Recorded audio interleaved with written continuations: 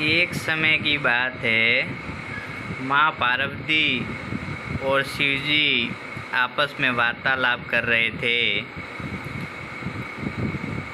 जैसे वार्तालाप कर रहे थे तभी वहाँ पर अचानक गणेश जी आ गए और बोले, माता व पिताश्री, आपने मुझे बुलाया है क्या? भगवान शिव जी बोले कि हे गणेश, तुम्हारी माता तुम दोनों भाइयों की शादी के लिए बहुत टेंशन में रहती है। वो आप दो भाइयों की शादी करवाना चाहती है। फिर गणेश जी बोलते हैं कि पिताश्री और माताश्री, आप जो टेंशन ले रहे हो वो टेंशन मत लो, मैं शादी नहीं करूँगा। यह कहकर गणेश जी चले जाते हैं। भगवान शिव जी पार्वती जी से बोलते हैं कि चिंता करने की कोई ज़रूरत नहीं है, समय ठीक आने पर सब कुछ ठीक हो जाएगा। फिर गणेश जी वहाँ से तपस्या के लिए चले जाते हैं।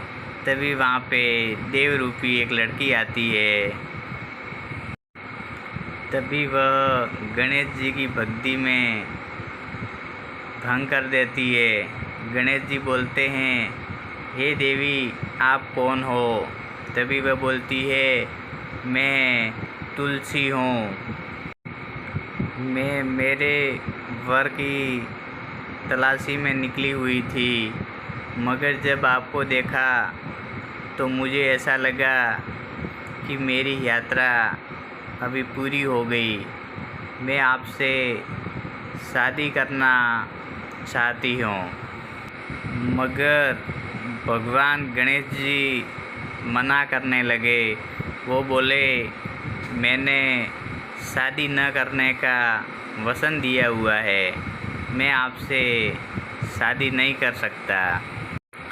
तभी तुलसी जी ने गणेश जी को श्राप दे दिया और कहा कि तुम्हारा भी टाइम आएगा, मगर जब तुम शादी करोगे तब तुम्हारी दो बहुएं रहेगी। फिर कुछ सालों के बाद गणेश जी का भी विवाह करने का मन हुआ, मगर कोई उन्हें लड़की नहीं दे रहा था, क्योंकि गणेश जी का रूप सब भगवानों में से अलग ही था। इसलिए उनको कोई लड़की देना पसंद नहीं कर रहा था। जब से गणेश जी की शादी नहीं हो रही थी, तब से वो क्रोधित रहने लगे और किसी की भी शादी में कुछ न कुछ बाधा डालते रहे ताकि दूसरों की शादी में विलम्ब होए। जहाँ पे भी विवाह मंडप तैयार होता था, वहाँ पे गणेश जी अपनी फौज को भेज देते थे। वो सब टेंट को तहस नहस कर देते थे।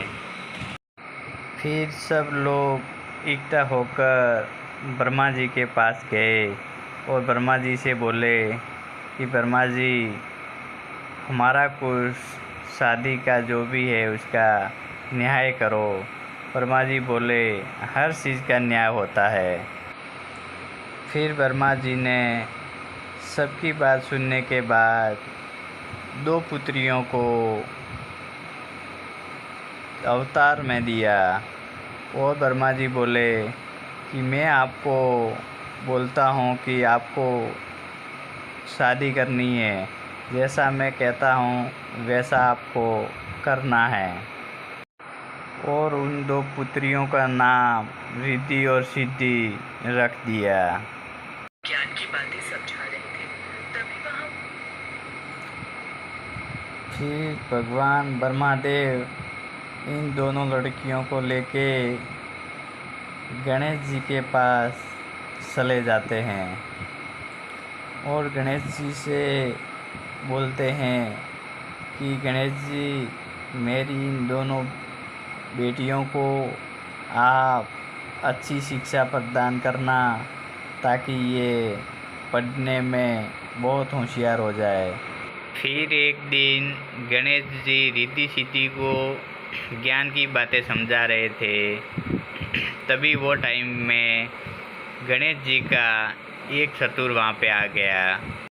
फिर गणेश जी ने बोला, आप किस लिए आए हो? वो बोले कि अपना पृथ्वी पर एक और कोई भगवान का विवाह होने वाला है, प्रभु आप बताइए मैं क्या करूं? तभी रीति सीधी ने उनका ध्यान भटका दिया और वो सुआ अपनी मौज मस्ती के लिए साइड में खड़ा हो गया और थोड़ा कुछ में टाइम बीत गया और गणेश जी की नज़र उन मोक्ष पर पड़ी तो गणेश जी ने पूछा, अरे मैंने तो आपको काम सौंपा हुआ था, तुम इधर क्या कर रहे हो? तभी वो बोले, अरे आपका ध्यान तो रिद्धि सिद्धि ने भटका दिया था, आपने मेरी तरफ ध्यान ही नहीं दिया, तो मैं आपकी आज्ञा के बिना कैसे जाऊँ? तब तक गणेश जी बोले, अब तो उन भगवान का भी विवाह हो गया। ये बात सुनकर गणेश जी को बहुत क्रोध आया। जब गणेश जी ज़्यादा क्रोधित हो गए तो भगवान विष्णु वहाँ पे आए और गणेश जी से बोले, गणेश जी आप अपना गुस्सा कम कीजिए, मैं मेरी दोनों बेटियों को यहाँ लेके आया हूँ, इनका विवाह आपके साथ करवा देता हूँ। और भगवान विष्णु जी की बात मानकर गणेश जी ने हाँ भर दिया। तभी तुलसी जी ने जो श्राप दिया था वो सच साबित हो गया कि गणेश जी को दो औरत के साथ शादी करना पड़ेगा। फिर कुछ समय बाद उनको दो पुत्र हुए, शुभ और लाभ, और एक पुत्री भी हुई। और शिवरात्रि के पर्व पर शिव जी का भी शादी का दिन है और उनके ससुराल से शादी के कपड़े वगैरह भेजे और उनको मेहंदी रस्म लगाई और वहाँ पे कई अस्परा आई क्योंकि उनका शादी का दिन था। पार्वती जी भी सज धज के शादी के लिए रेडी हो गए, उनके गहने कपड़े सब पहन के रेडी हो गए। फिर कुछ ही टाइम में पार्वती ने पूछा कि बारात आने में कितनी टाइम बाकी है? तो बोले थोड़ा टाइम है। तब तक सरस्वती और लक्ष्मी जी भी वहाँ पे आ गई।